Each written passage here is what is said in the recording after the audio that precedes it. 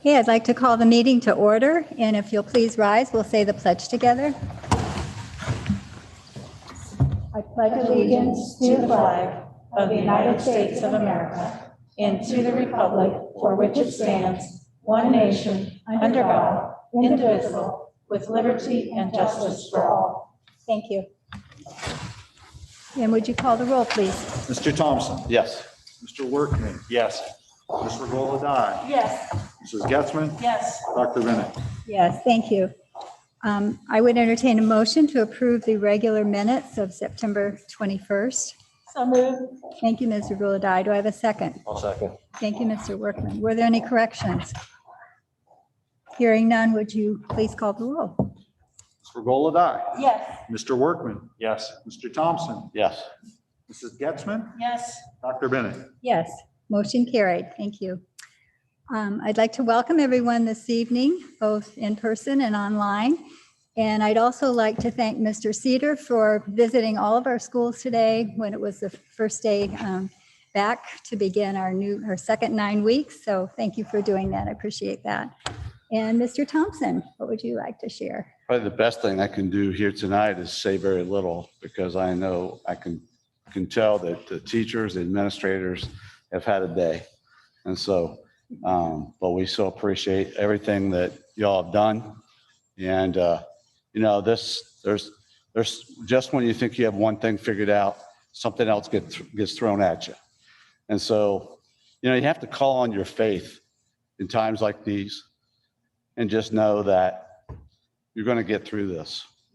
And that's all I have to say, is that this is such a challenging time for everybody. Thank you. Mr. Workman. Well, again, I'll keep it brief, but you know, thanks again to the teachers and the staff. I'm sure it literally felt like the first day of school, and with that came challenges, I'm sure, but I hope that everything went well and will continue to go well. Again, thank you to Mr. Cedar for visiting the schools, making sure everything was running properly, and again, thank you for coming. Thank you. Mr. Regola-Dye. Thank you all for being here and at home. Thank you doesn't seem enough to the community, to our staff, to all the people who have worked so hard and continue to work so hard for the safety and well-being of our children and our teachers. This has been the most challenging thing I think our schools have ever faced. And we've come over to a side now that we have hope. And so thank you to all of you for your prayers and your thoughts. We really appreciate it. Thank you. Mrs. Getzman. Again, welcome to everyone, and thank you for coming and for watching online. I'm certain that today was a very big day filled with angst as we all got back together for the first time and welcomed some new students and returning students. So thank you to our teachers and staff, and also thank you to our bus drivers who made sure the kids were there safe today in not the best of weather conditions. So thank you to them as well. So I'm looking forward to a full return and lots of healthy days. Thank you. Mr. Cedar. Well, I too would like to welcome everybody. I'll share some additional information in the superintendent's update, give you a little bit of a flavor of a little bit of the day and just some other information that I think is very pertinent. So we'll save that for that superintendent's portion of the agenda. Hey, thank you. And I think we have a student government representative. If you'd like to come up and introduce yourself and share whatever you have.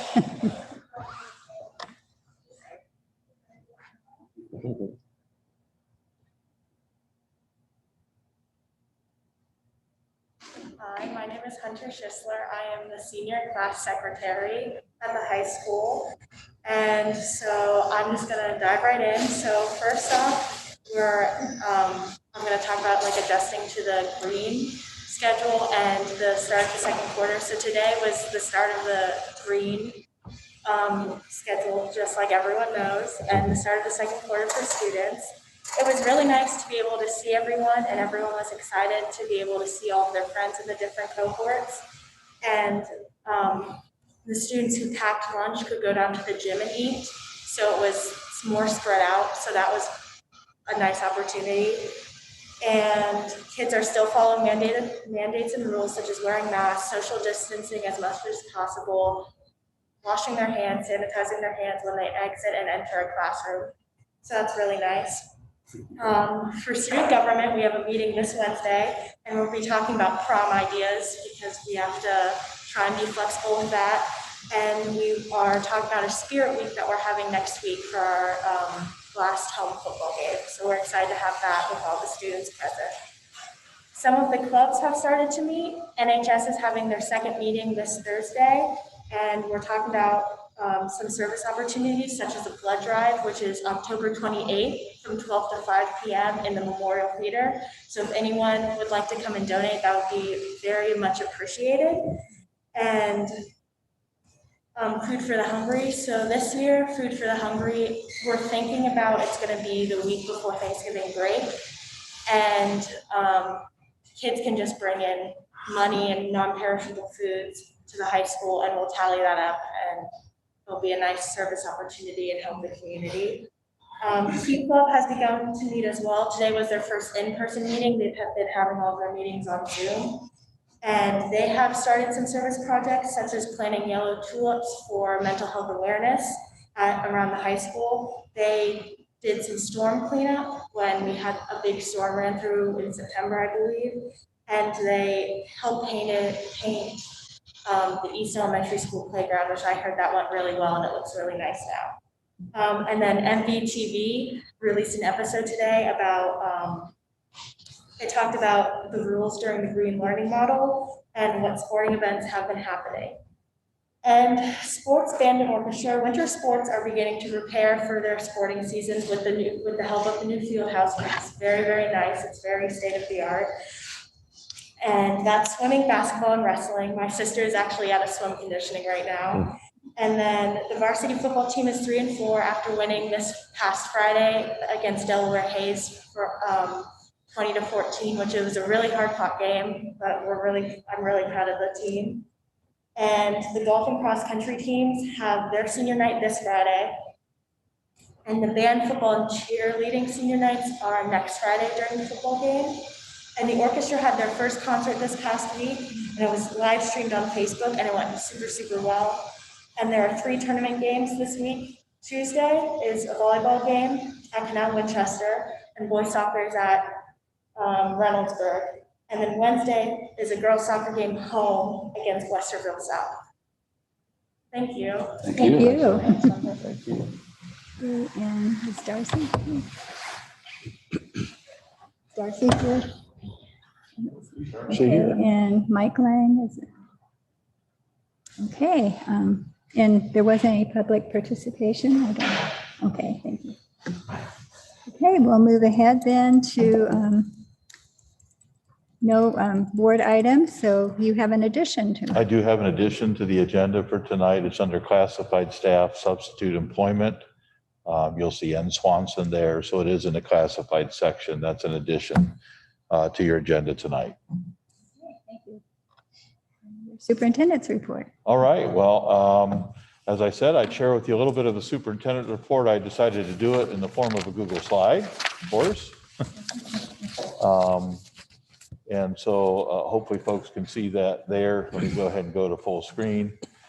So it was an interesting day, to say the least. It felt like the first day, and I was reminded as I went out and about to visit all the buildings that, do you realize this is the first day in 7 months that we've had all students back in school? And it's incredible when you really think about it. March 13th was our last day to have all students together.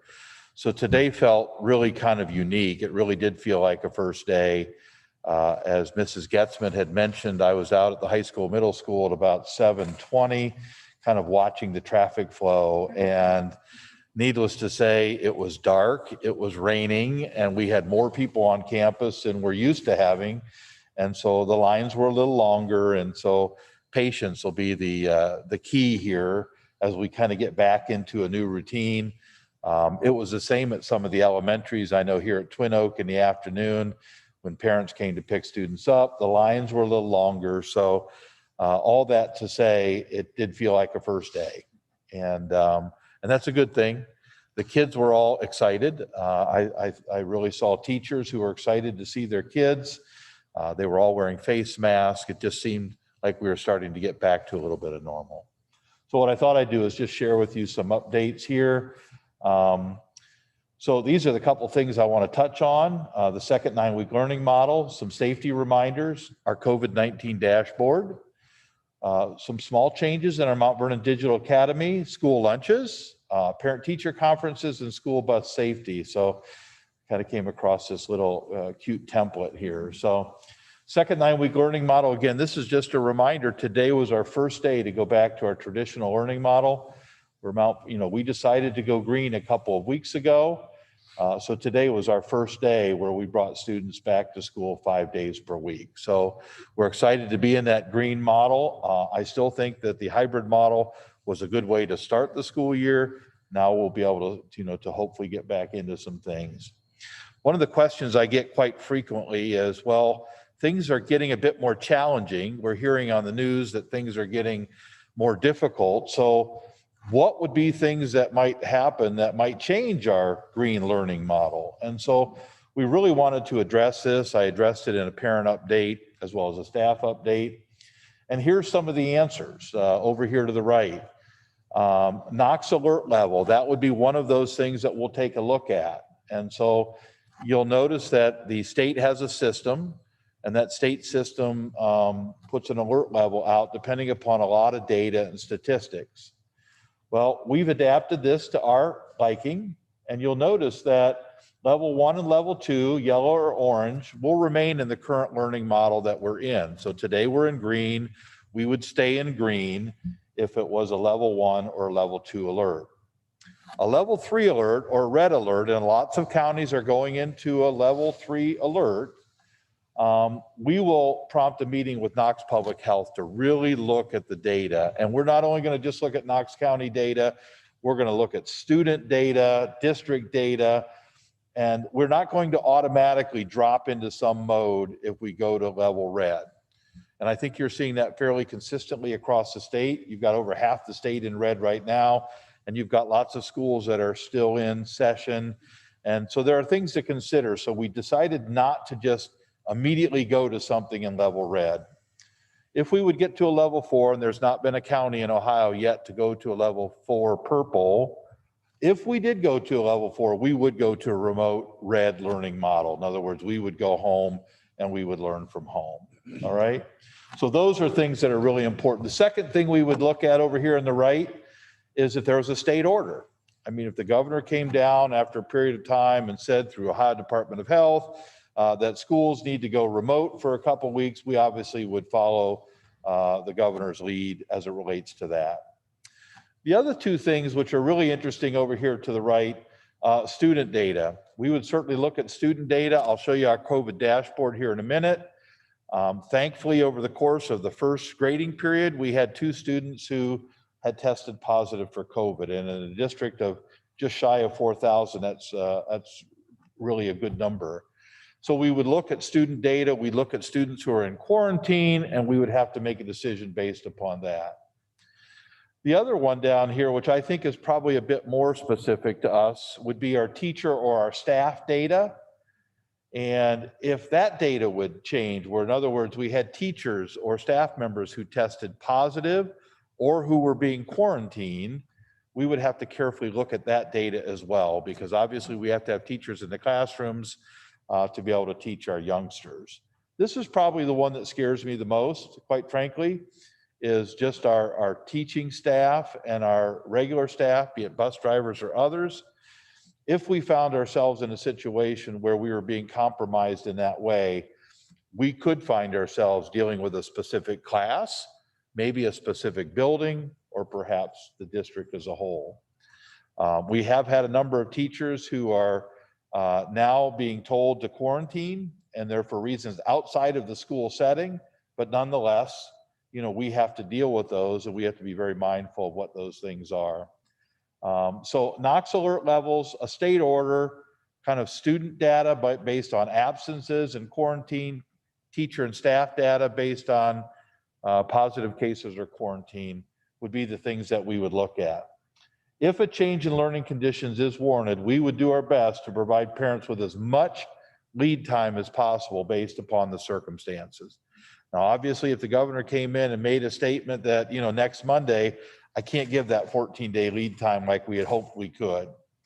If I get into a situation where I have a number of teachers in a specific building or at a specific grade level that I can't fill, that lead time might be a little bit less, but we want to try to provide parents with that lead time. Again, our hope is to stay green.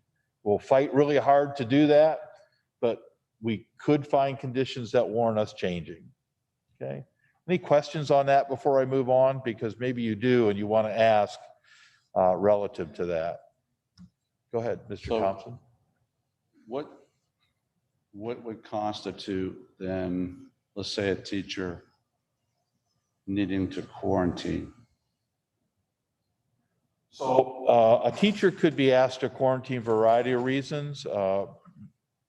Most importantly, it would be they've come in contact with someone closely as defined by the CDC who is a positive case. That could be a spouse, that could be their children. And if they were asked to quarantine because of those reasons, now teachers are considered essential workers. And there comes this next little stepping stone of that. So if a teacher has come into close contact and has been asked to quarantine, and they were symptomatic, then they would stay home and they would not come in, and they would stay, until such a time they were cleared. But if a teacher was quarantined and was asymptomatic as an essential worker, they could come into work and continue their work. Now, there are additional requirements for a teacher in that situation. Obviously, we're masked all the time, but a teacher who was under quarantine but working as an essential worker would really isolate themselves within their classroom, probably wouldn't go have lunch with teachers unless they were masked. They would have to be masked the entire time. There's some other cleaning protocols that are important. So there are a small set of different criteria for a teacher who's quarantined but still working. That make sense? Thank you. You alluded to the fact that we did have some teachers out on quarantine. How many do we have out currently? Do you know? We have one teacher that is out based on quarantine as of today. Okay. We have two other teachers who have come into close contact with a family member who are still asymptomatic and who are following the asymptomatic protocols of the teacher as an essential worker. Thank you. Mm-hmm. This is a look at our COVID dashboard, and this is as of today. All right, and we did some different things with our COVID dashboard. We'd encourage you to take a look. It's on the district website. If you go to this little COVID button, it sits on the right-hand side. When you click into it, you'll see a graph that looks something similar to this. Right now, we have no active students. In other words, no students who are positive cases. We have no staff members who are positive cases as of right now. This doesn't take into account quarantine. These are active cases. If we did have an active student, and let's say it was a student at Columbia, you would see a graph that would go up this way. All right. If we had a staff member, all right, you would see the staff member in gray. And if it was a central office staff member, you'd see a 1 or a 2, or how many ever staff or students were impacted in that way. Okay. And so you look at, we got 3,817 students, 541 staff members. We'll continue to monitor it this way when we're informed that we have a positive case. Thankfully, right now, we have no active cases. But the reality is, as the conditions continue to get worse, it probably isn't a matter of if, it's a matter of when, and we just have to make sure we know where those cases come in and how it impacts the district as a whole. So I won't make any prediction that we'll stay at 0 forever, because I just don't see that happening. But we want to be able to mitigate it as best we can. Has anybody got a chance to look at the COVID dashboard? Okay. Again, I'd love it to stay just like this. No bars at all. And we'd be in good shape. But we want to be as transparent as possible. And so the active cases will be listed there. We do have some safety reminders we think that are important. So in the parent update, we have health and safety guidelines. I really would encourage folks to get in and look at those. It talks about all the steps that we need to take as staff members, as students, as parents, to help keep our own selves safe, our children safe. We do have a daily home screening check. We're asking all parents and students in the morning prior to coming to school that they look at this form, and there are 7 items down there, and they have to check those off to see if they're safe to come to school. Things like fever, cough, aches and pains, those kinds of things. And if they find that one of those fits, then we would ask for them to stay at home. But we do really need parent support here in helping us by doing these daily home screening checks. Masks are required for all students and staff, grades K through 12. Because we've now had to shrink a little bit our social distancing, which is the second one there, mask breaks have to be adjusted a little bit. All right. Before, we were able to keep students about 6 feet apart, which is kind of that ideal guidance.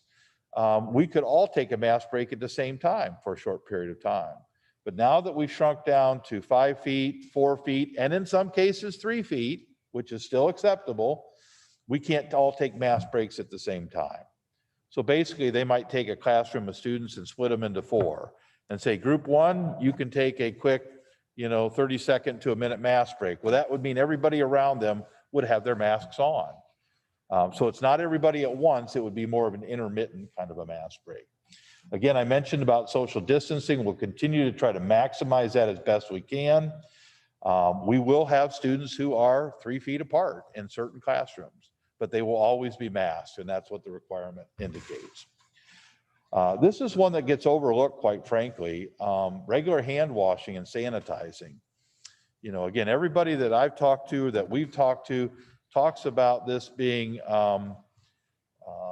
everybody thinks of it as airborne, but it's really going to be more of, what's the right word I'm trying to think of?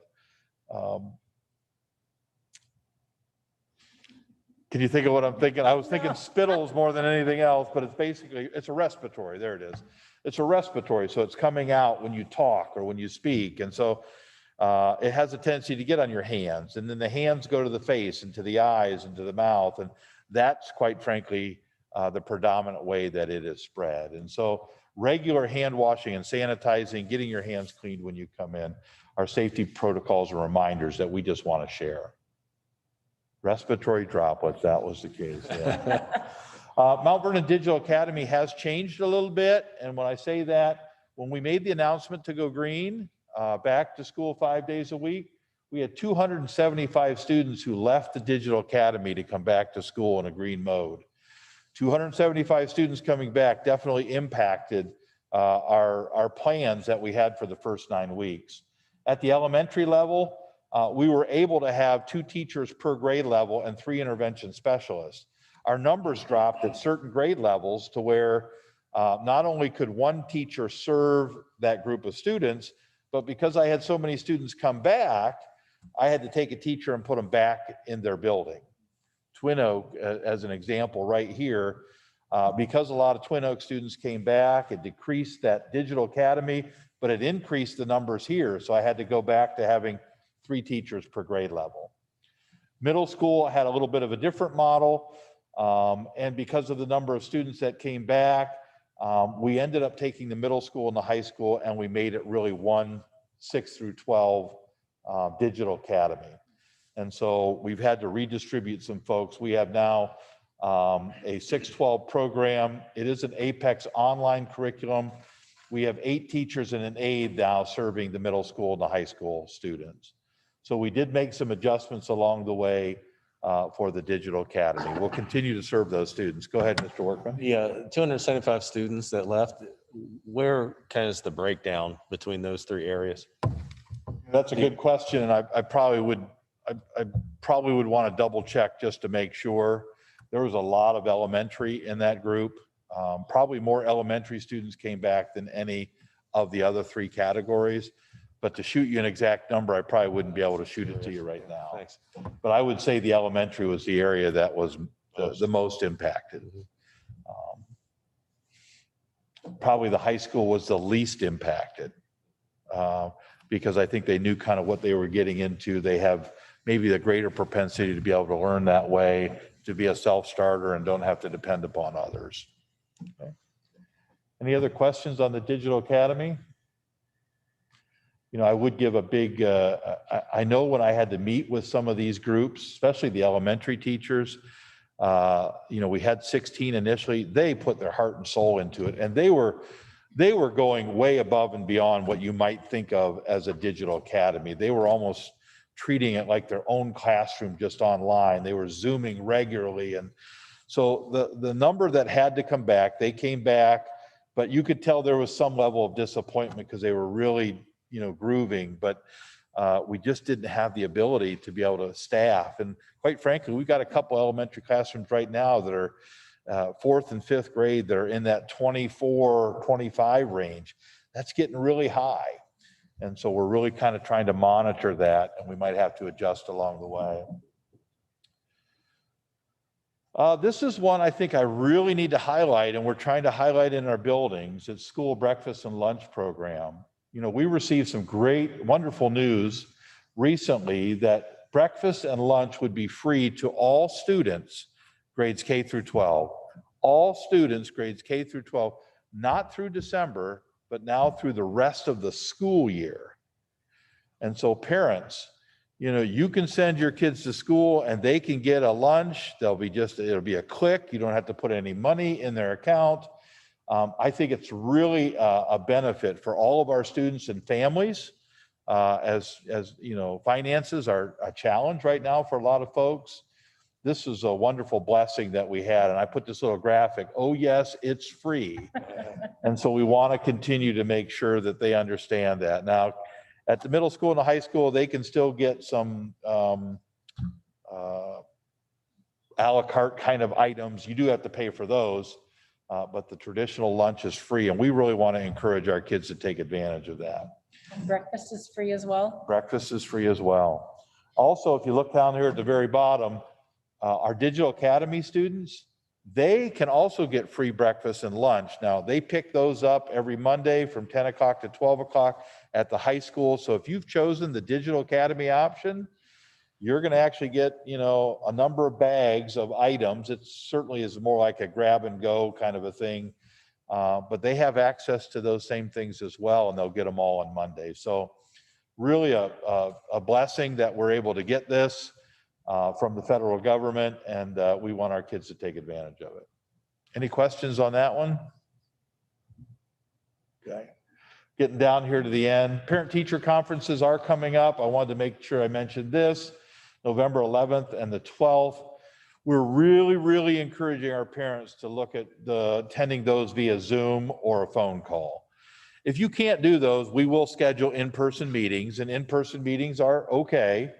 We really would try to continually emphasize the Zoom or the phone calls as much as possible. If you do schedule an in-person meeting, all participants will need to be masked. And that will really be important as we go into those days.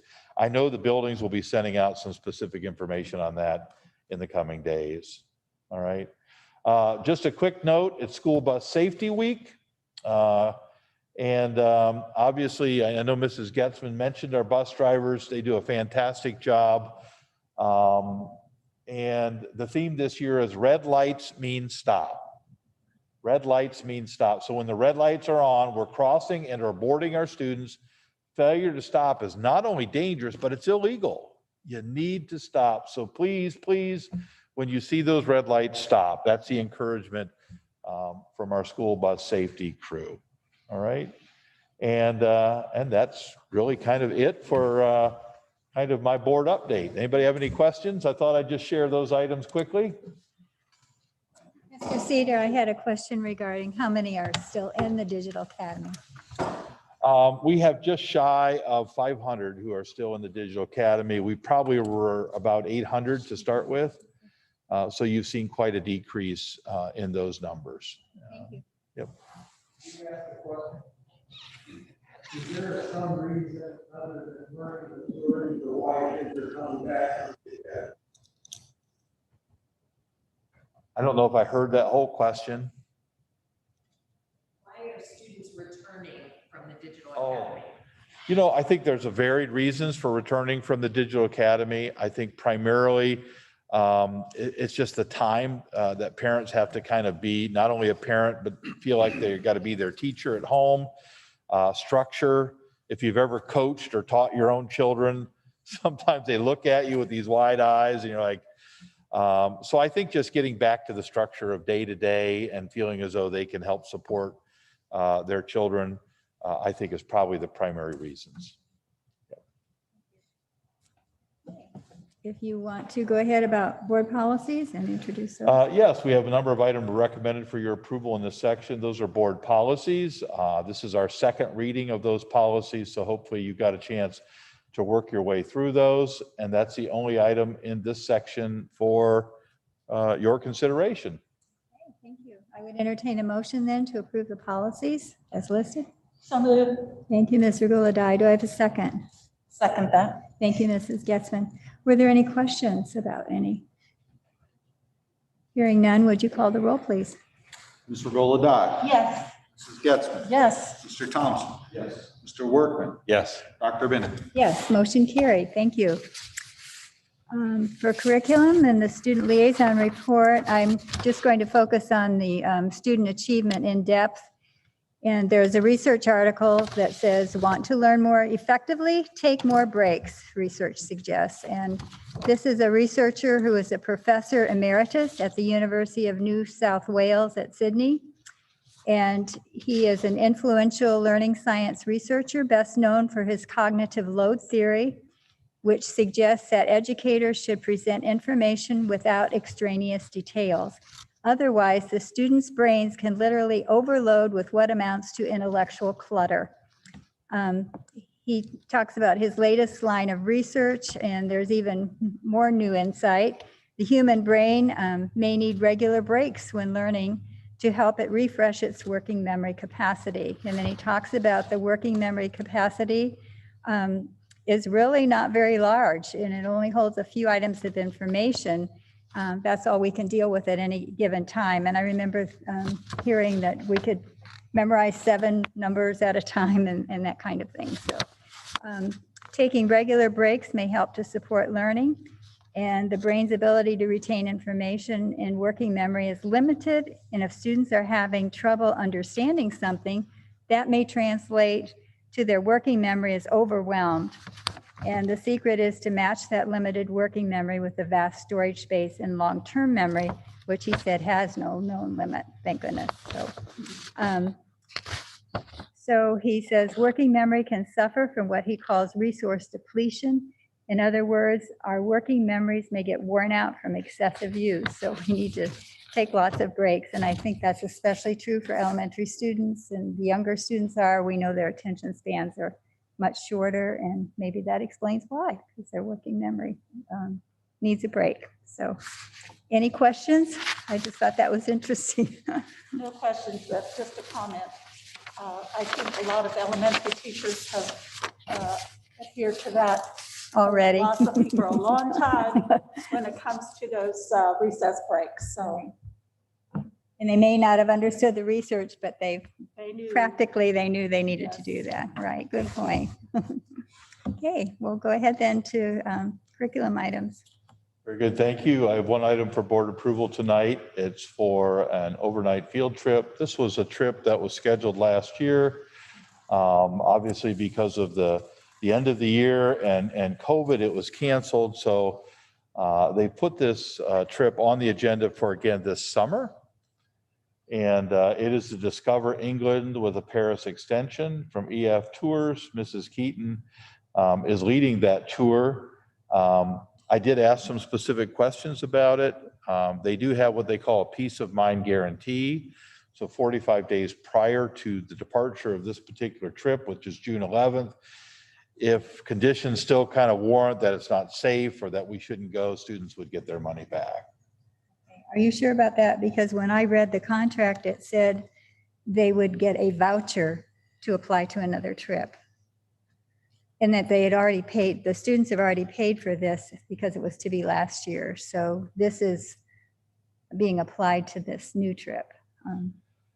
That was the information that was shared with me. I can double check that. If you want to put this one on hold until we make sure, we can do that. A Well, voucher is certainly different. right. than That's getting what your it money says. back. If you read the Discover England Paris extension, if you read that contract. Okay. So what do you think, board members? Well, if I don't have a motion, I guess we will know that we want to. But they've already paid for it, so I think they would continue to take additional students if the students were to sign up. I think they had somewhere in the neighborhood of, I thought it was like 18 students last year who were going to attend. Now, some of those were seniors. That number is down a little bit. I think they're down to 8 or 9 students at this point in time.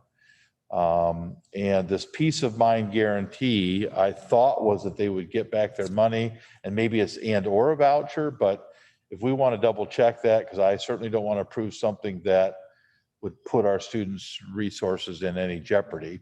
well, I guess it's a moot issue because the parents have already paid for this, except for the new students that might be joining. That would be the only concern. I'll leave it up to your discretion whether you want to put this one on hold and bring it back in November. What's your pleasure, board? I think we better verify. And it wouldn't make any difference for those who've already paid, but it would for any new people coming on, so. Those that have paid and that are not going, I mean, that's between them and the trip companies, whether or not they received a voucher or their money back, but hopefully they would have some kind of insurance on the trip. I don't see why we couldn't wait and bring this back to November and make sure we Since it's find not out the until June, that would information. be So good. Okay. I would feel I'll- better knowing for sure. how- I'll rescind that item for recommendation. Okay. Thank you. And we're down to fiscal services. I would say the financial report is as boilerplate as it gets in terms of what you're used to seeing. So unless the board, I'm sure the board has looked at it, unless you want to specifically talk about something in there. I won't spend any time with that. We do have an appropriation modification.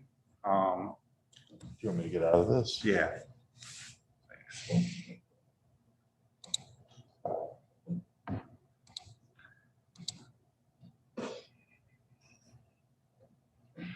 You'll see it on the third column over. If I could tell you the color, but I would be guessing, so I won't even try.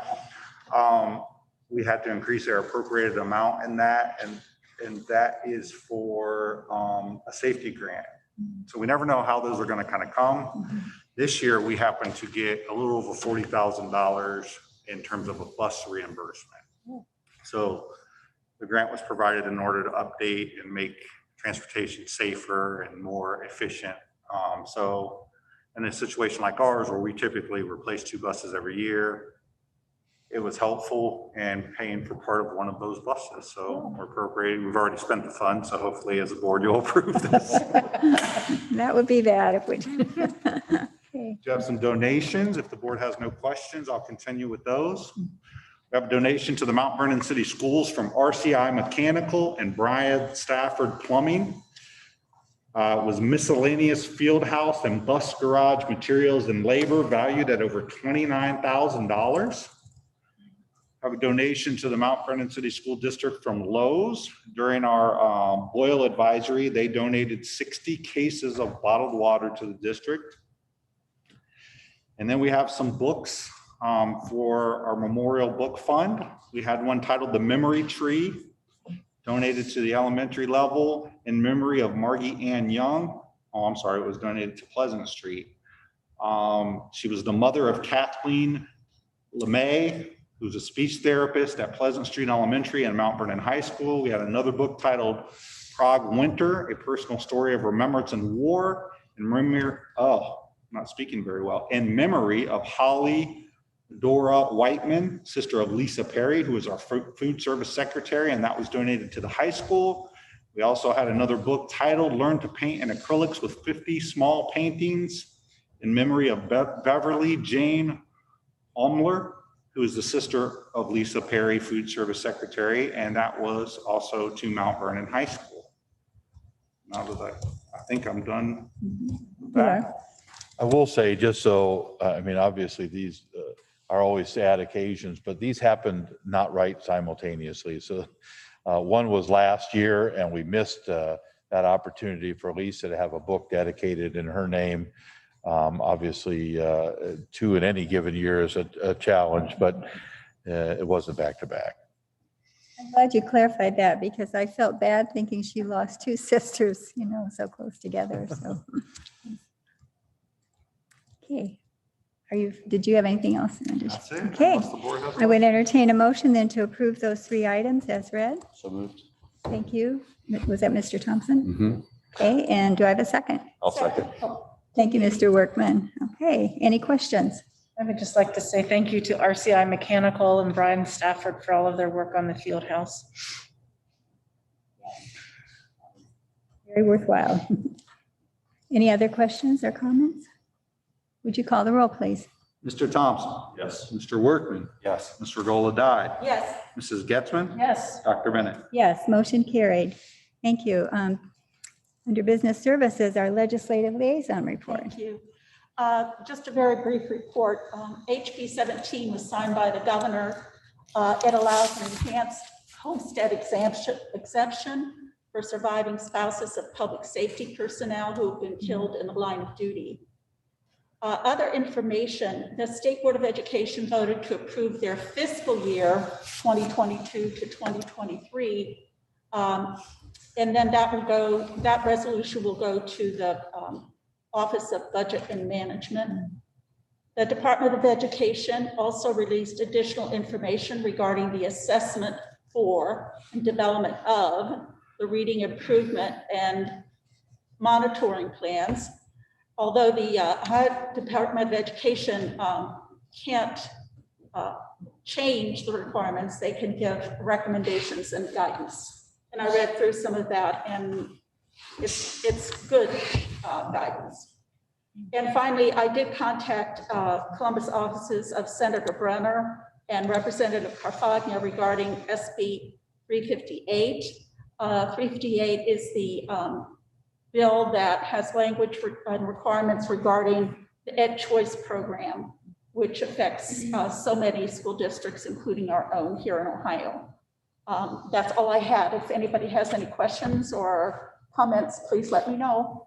Okay, thank you. Thank you. And we have some items for, We do have 2 items for board approval in this section. One is for a free facility use request. Vermac is going to be using one of our Fieldhouse community rooms coming up for an organizational meeting during the school day.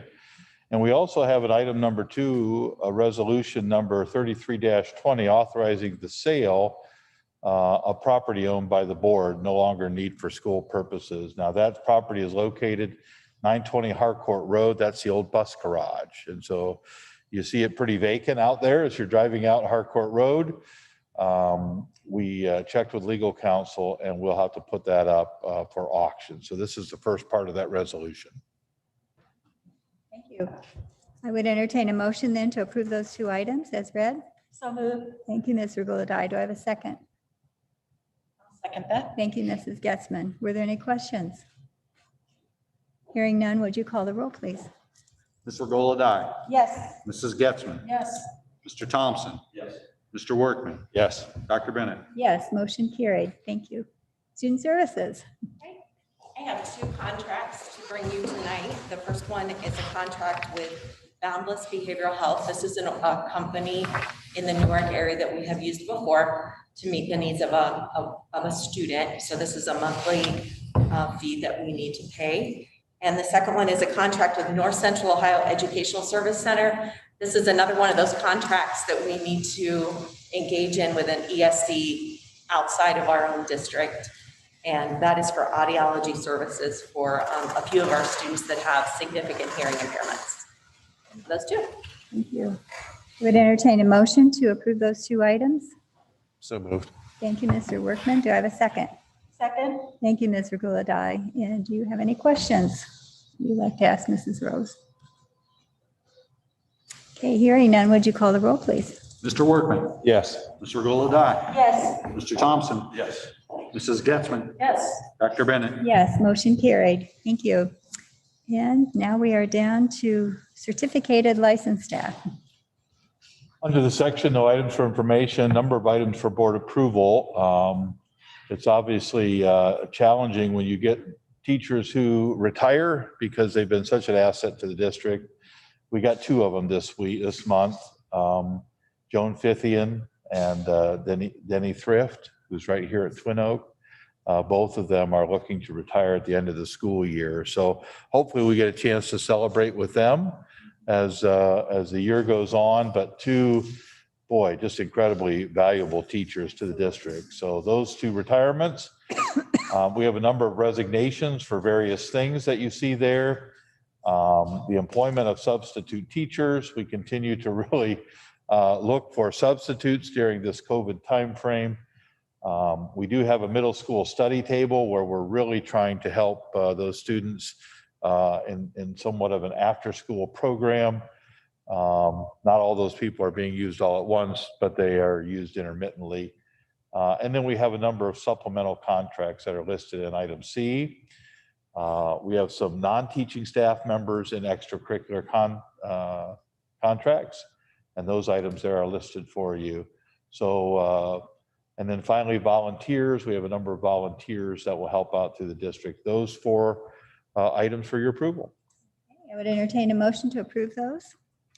So moved. Thank you, Mr. Gulladye. Do I have a second? I'll second. Go ahead. Thank you, Mr. Workman. Were there any questions about any of the items? Okay, would you call the roll, please? Ms. Regola-Dye. Yes. Mr. Workman. Yes. Mr. Thompson. Yes. Mrs. Getzmann. Yes. Dr. Bennett. Yes, motion carried. Okay, we have We one have a more. couple items we pulled out of the agenda, a couple extracurricular and a substitute. First is assistant high school cheerleading advisor. And the second is the employment of a sub. So those items for your approval. Okay, thank you. And I would entertain a motion to approve those 2 items. So moved. Thank you, Mr. Gulladye. Do I have a second? Second. Thank you, Mr. Workman. Were there any questions? Would you call the roll, please? Ms. Regola-Dye. Yes. Mr. Workman. Yes. Mr. Thompson. Yes. Mrs. Getzmann. Abstain. Dr. Bennett. Yes, motion carried. Thank you. Okay, and we have classified staff. Under classified staff, no items for information, just a few items for board approval. The employment of 1-year limited contract, a 2-year limited contract bus driver, and then some substitute employment. Entertain a motion to approve those classified items as read. So moved. Thank you, Mr. Gulladye. Do I have a second? Go ahead. So which one? Steve. Mr. Thompson. I'll take this one. Okay. Would you call the roll, please? Ms. Regola-Dye. Yes. Mr. Thompson. Yes. Mr. Workman. Yes. Mrs. Getzmann. Yes. Dr. Bennett. Yes, motion carried. Okay, if there is nothing further, I have no need for executive session unless the board does. I don't believe so. I haven't heard anything. So. Okay. So I would entertain a motion then to adjourn. So moved. Since I'm losing my mask, it's about. Okay, we I'll have second. a motion. Do I have a second? Second. Thank you, Mr. Thompson. And if you'll call the roll, please. Ms. Regola-Dye. Yes. Mr. Thompson. Yes. Mr. Workman. Yes. Mrs. Getzmann. Yes. Dr. Bennett. Yes, motion carried, and we are adjourned. And thank you all for attending.